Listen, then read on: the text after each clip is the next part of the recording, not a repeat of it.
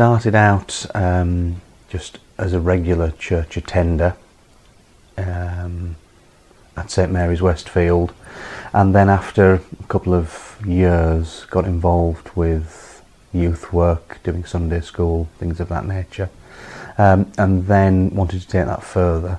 So I did the Call to Serve course, and then trained as a commissioned lay minister. And then probably about 18 months, 2 years ago, felt that there was something more that I could do. So looked into readership.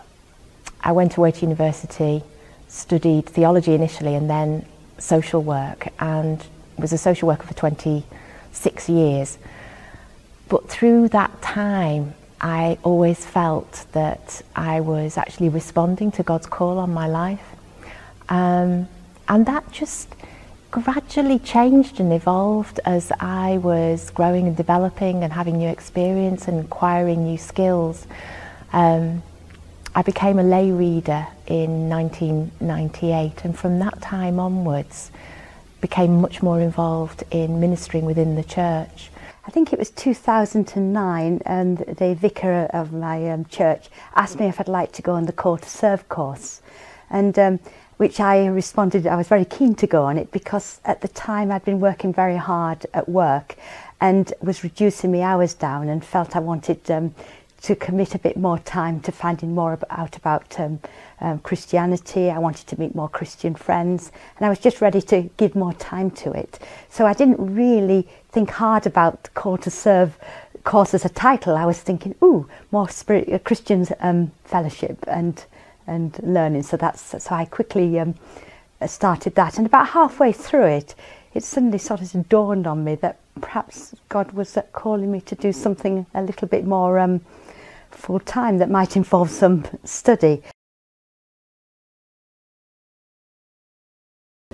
My incumbent's been very helpful. He's given me sort of the guidance in terms of who to speak to and where to go. Other clergy in the area that I know have been very helpful, and the congregation have been hugely supportive, giving me an idea of what they think my strengths are, what I could improve on. My family have been hugely helpful to me, and probably couldn't do it without them. Once I'd been selected for training, the training for me was ideal. I was able to stay at home, and I trained part-time with the LCTP, and I found that hugely rich and rewarding. It was a challenge in terms of balancing all the different kind of priorities, bringing up a family, working and doing the training.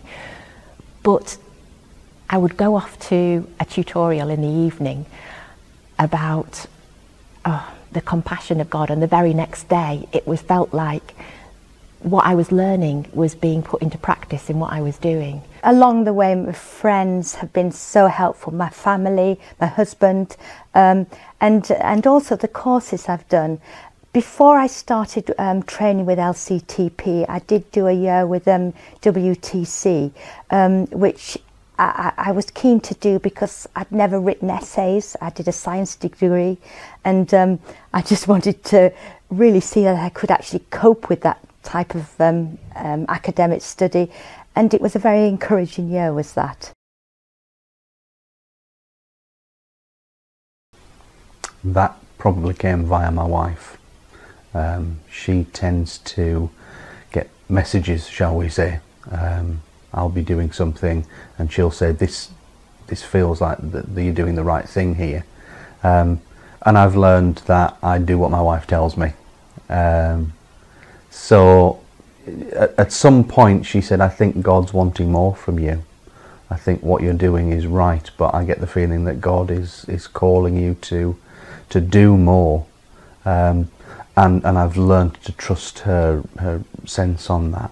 Along the way, there were various people who just kept coming and asking me or commenting and saying, you know, is this something that you've ever thought about? And I can see these gifts in you. Have you ever thought that God might be calling you to use them in this particular way? And it was you know, it made me realise how important it is to be open to other people. I was trying to weigh whether to be a lay minister, a reader, and possibly consider ordained ministry. And I felt God made it very clear to me. In fact, I'm not really a particularly emotional person, but the joy was overwhelming when I got to... yeah, I just felt I'm glad he made it pretty clear. Otherwise, I don't think I would have had the nerve or the courage to go forward. I think probably it's become the most important thing in my life to me now. There was a time when it was something secondary. I've always done voluntary work of some kind with youth organisations and things, and it's always been something that's been additional to my work life and my family life. But really this sense of calling has taken over everything. It runs through everything I do. So at work I'm very open about the fact that I'm training as a reader. I can't conceive of a relationship where so much of what God's love and grace is being poured into your life and actually it's not coming out in any way. It feels to me like there would be kind of a dam blocked in me if that wasn't allowed some expression.